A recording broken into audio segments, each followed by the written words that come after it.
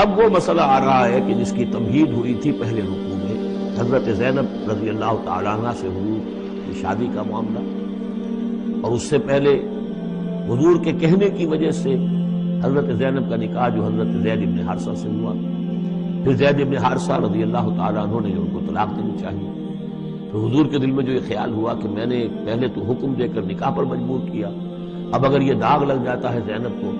تو گویا کہ پھر تو ایک ہی شکل رہ جائے گی اس کی دل جوئی کی، تلافی کی، کہ میں خود نکاح کروں۔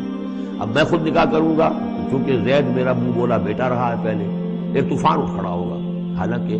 اس میں بات کوئی نہیں تھی، لیکن یہ کہ حضور نے اس کی وجہ سے یہ سمجھا کہ یہ مصلحت کے خلاف ہوگا، تو اسی گویا کہ آپ اسی ششپنج میں تھے کہ آیات نازل ہو گئی۔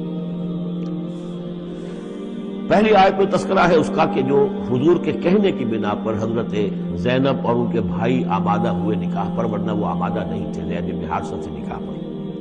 وَمَا كَانَ لِمُؤْمِنٍ وَلَا مُؤْمِنَةٍ إِذَا قَضَى اللَّهُ وَرَسُولُهُ أَمْرًا أَن يَكُونَ لَهُمُ الْخِيَرَةُ مِنْ أَمْرِهِمْ، یہ کسی بھی مومن مرد اور کسی بھی مومن عورت کے لیے یہ روا نہیں ہے کہ جب اللہ اور اس کا رسول کسی شے کا فیصلہ کر دیں تو پھر بھی انہیں یہ خیال ہو کہ ہمارے پاس آپشن باقی ہے، ہمیں اختیار حاصل ہے۔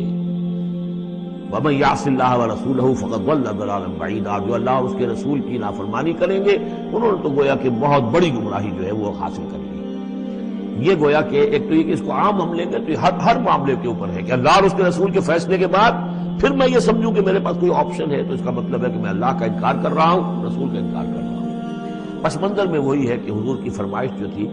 ابتداءً تو چونکہ امیمہ ابن عبد المطلب حضور کی پھپھی تھی جن کی بیٹی ہے حضرت زینب، اس کا اونچا خاندان ہے، اور ادھر یہ ہے کہ حضرت زید ابن حارثہ غلام رہے ہیں، اگرچہ تھے شریف خاندانوں میں سے عرب کے، لیکن کبھی انہیں کہیں پکڑ کر کہیں کسی نے لا کر غلام بنا کر بیچ دیا تھا تو داغ تو لگ گیا غلامی کا، اور اس معاشرے میں وہ داغ پھر دھلتا نہیں تھا ایک دفعہ لگ جانے کے بعد۔ تو اس وجہ سے اب انہوں نے حضور کے لیے، حضور کے فرمانے کی وجہ سے نکاح کیا، اس کے بعد نہیں ان کی نبھی آپس میں، اور اس میں گمان غالب یہ ہے کہ حضرت زینب انہیں وہ نہیں دے سکی احترام اور ادب اور ان کی مرضی پر چلنے کا معاملہ، جیسا کہ ایک عورت کو فصالحات و قانتات حافظات للغیب جو رویہ ہونا چاہیے، اب وہ اپنے جذبات اور احساسات کے اوپر اس درجے جو ہے وہ کنٹرول نہ کر سکی، لہذا ان کے مابین جو ہے وہ موافقت نہیں ہوئی۔ تو حضرت زید نے کئی دفعہ کہا کہ حضور میں پھر ان کو فارغ کر دینا چاہتا ہوں، طلاق دینا چاہتا ہوں۔ استقول للذی انعم اللہ علیہ وانعمت علیہ امسک علیک موجک، اے نبی جب آپ کہتے تھے اب اس شخص سے کہ جس پر اللہ نے بھی انعام فرمایا اور آپ نے بھی انعام فرمایا، آپ نے اسے آزاد کر دیا، آپ نے منہ بولا بیٹا بنایا تھا، یہ دوسری بات ہے کہ اللہ نے وہ بات ختم کر دی،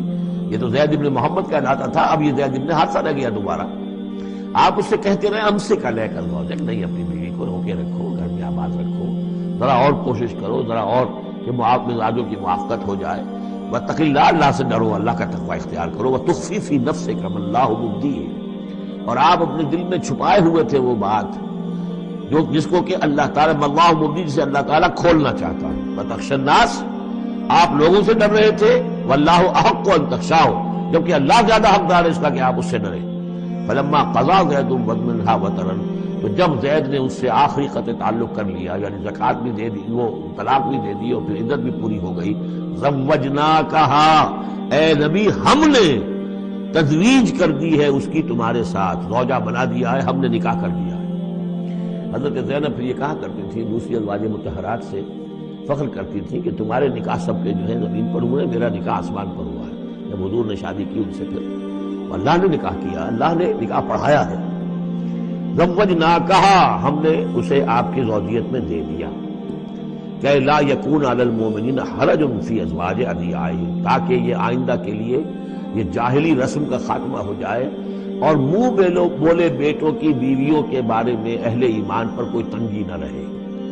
منہ بولا بیٹا تھا، اس کی بیوی تھی، بیٹا فرض کیجیے فوت ہو گیا وہ، تو اس کی بیوی سے وہ بیوہ ہو گئی ہے، تو آپ شادی کر سکتے ہیں۔ اسی طریقے سے اگر وہ اس کو طلاق دے دی ہے شادی کر سکتا ہے۔ یہ محرمات ابدیہ میں سے نہیں ہے، محرمات ابدیہ کی فہرست سورہ نساء کے اندر آ چکی ہے۔ وکان امر اللہ مفعولا، اور یہ تو اللہ کا وہ فیصلہ تھا کہ جو بہرحال پورا ہو کر رہنا تھا۔ یعنی یہ سب کچھ جو ہوا ہے نبی، اس میں بھی ہماری حکمت تھی، مصلحت تھی۔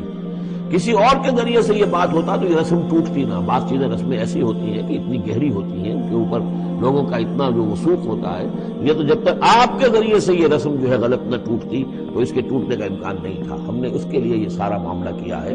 ما کان علی النبی من حرج فیما فرض اللہ لہ، نبی پر کوئی حرج نہیں ہے،